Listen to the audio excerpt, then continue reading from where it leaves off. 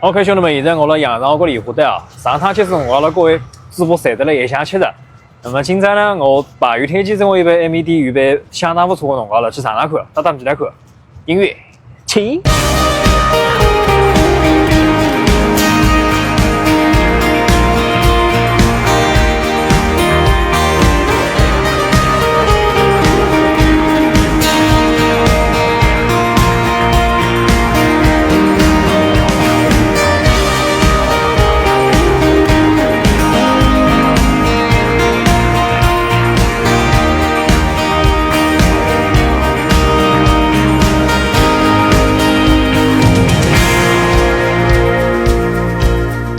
OK， 弟兄们 ，MED 整个只环境没有讲，实际还是坐了后边那吃的，赞得不得了 ，chill。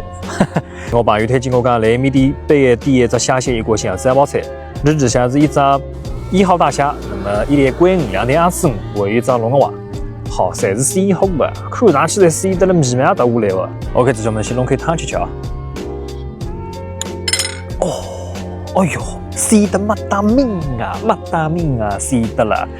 它主要的味道还是一个鱼汤的感觉，但是就是感觉会比正常的鱼汤还要再鲜一点。先来个1号大虾，你看这个虾，让我面孔压到了。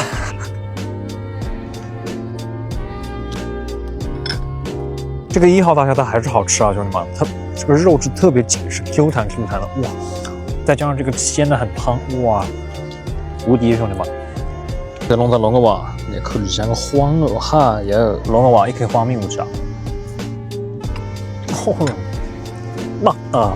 然后这龙虾丸还是像谁这个黄，一开牙不是谁这个黄煮不起来，太满足太幸福了这个。再来个很贵啊！我推上来之后是吃贵的人，那只贵再包了一个汤就行，鲜上加鲜，这还有什么话好说呢？谁都爱吃，这贵能得不得了！